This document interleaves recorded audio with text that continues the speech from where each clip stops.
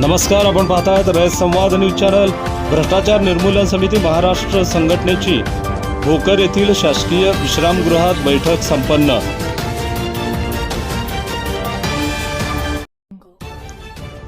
भ्रष्टाचार निर्मूलन समिती महाराष्ट्राच्या संघटन बांधणीचा कार्यक्रम भोकर येथील शासकीय विश्रामगृहावर घेण्यात आला। गेल्या अनेक दिवसांपासून महाराष्ट्राच्या कानाकोपऱ्यात संघटना काम करीत असून सरकारी कार्यालयात होणाऱ्या भ्रष्टाचाराच्या विरोधात संघटना सदैव काम करत आहे। होणाऱ्या भ्रष्टाचारामुळे याचे गंभीर परिणाम प्रत्यक्ष अप्रत्यक्ष महाराष्ट्रातील जनतेवर होत आहेत। म्हणून होणाऱ्या भ्रष्टाचाराचे निर्मूलन करण्यासाठी संघटना सदैव कार्यरत असते, असे प्रतिपादन भ्रष्टाचार निर्मूलन समिती संस्थापक अध्यक्ष बाबाखान पठाण यांनी भोकर येथे कार्यकर्त्यांशी संवाद साधताना केले। यावेळी महाराष्ट्र, मराठवाडा, नांदेड जिल्हा व भोकर तालुका कार्यकर्त्यांची पुनर्बांधणी करण्यात आली। प्रदेश उपाध्यक्ष म्हणून शेख अय्यूब यांची निवड करण्यात आली।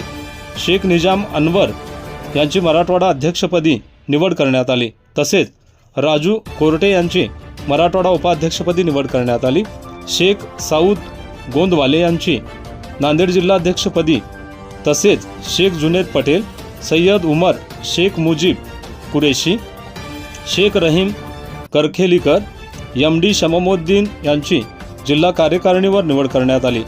भोकर तालुका अध्यक्षपदी नारायण पाटील सोळंके, तर कांतीलाल जोंधळे, शेख अमजद, अजीज खान, हमीद खान, एजाज खान, महबूब खान, शेख अब्रार, शेख अहमद, प्रमोद जळपते, हसन अहमद शेख यांची भोकर तालुका कार्यकारिणीवर निवड करण्यात आली। महिला जिल्हा उपाध्यक्षा म्हणून सुरेखा राजेंद्र माळे यांची निवड करण्यात आली। चंद्रकला कळशे, रत्नाबाई कदम यांची जिल्हा कार्यकारिणीमध्ये निवड करण्यात आली। भोकर तालुका महिला अध्यक्ष म्हणून नसरीन बेगम मन्नान शेख यांची निवड करण्यात आली। या सर्वांना नियुक्तीचे पत्र देण्यात आले। रयत संवादसाठी हमीद खान पठाण, भोकर, नांदेड। आपल्या परिसरातील बातम्या पाहण्यासाठी रयत संवाद न्यूज चॅनलला सबस्क्राईब करा, शेअर करा, लाईक करा। मी बाबाखान फारुखान पठाण, भोकर येथील माझं गाव आहे आणि त्यांनी भ्रष्टाचार निर्मूलन समितीचा मी संस्थापक अध्यक्ष ऑल इंडिया प्रेसिडेंट आहे। परंतु ऑल महाराष्ट्रामध्ये संघटनेचं काम चालू आहे। जे यापूर्वी कमिटी होती, सदरी कमिटीने बरखास्त केली। त्यानंतर आज नवीन पदाधिकारी यांची नियुक्ती होत आहे आणि जे प्रमुख कार्यकर्ते आहेत संघटनेचे त्यांना अपॉइंटमेंट लेटर हायकोर्ट आज देणार आहे।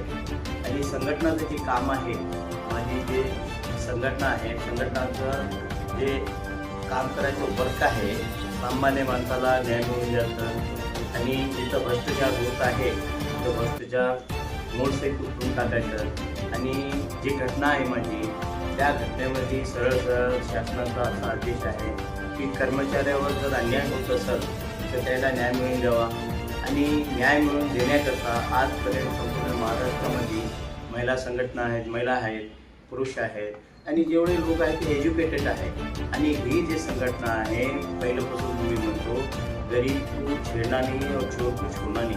हे संघटना एकत्र येऊन काम करणं, सामान्य माणसाला, कार्यकर्त्याला आणि जे शासकीय कर्मचारी आहेत त्यांच्यावर जर न्याय होत असेल तर तुम्ही संघटना एकत्र येऊन काम करत त्यांना न्याय मिळवून देणं, याकरिता आज रोजी संपूर्ण महिला आणि जे पुरुष कार्यकर्ते काम करणार आहेत त्यांना आय कार्ड देऊन त्यांची सत्कार करणार आहोत। आणि त्यानंतर पुढील जे कार्यकर्ते आहेत आम्ही लवकरात लवकर काम चालू करून या महाराष्ट्रामध्ये काम चालू होणार आहे। आज जो महाराष्ट्रातील जे कार्यकर्ते आहेत त्यांना नियुक्तीपत्र अपॉइंटमेंट लेटर देणार आहोत। यामध्ये महाराष्ट्र सचिव, मराठवाडाध्यक्ष, जिल्हाध्यक्ष, तालुकाध्यक्ष, शहराध्यक्ष यांचे महिला आघाडीचे पदवाटप होणार आहे। आणि परंतु मी म्हणतो यांना बी कार्यकर्ते जेवढे कार्यकर्त्यांना शिक्षण असतो जिथं काही तळागाळातून जाऊन सामान्य माणसाला न्याय मिळण्याची जनहित भ्रष्टाचार निर्मूलन समिति का मैं संस्थापक अध्यक्ष इस नाते से आज मैं घोषणा कर रहा हूँ कि 2008 में मेरी संगठन की नियुक्ति हुई और मेरे को शासन मान्यता रजिस्ट्रेशन मिला और जब से आज तक महाराष्ट्र और इंडिया के अंदर ये संगठन काम कर रही है। और आज होकर यहाँ पर सभी मेरे भ्रष्टाचार संगठन के कार्यकर्ताओं को बुलाकर मैंने इनको पद वाटप किया है, आयडेंटिटी कार्ड। अशाच नवनवीन घडामोडींसाठी रयत संवाद न्यूज चॅनलला लाईक करा, शेअर करा आणि सबस्क्राईब करायला विसरू नका.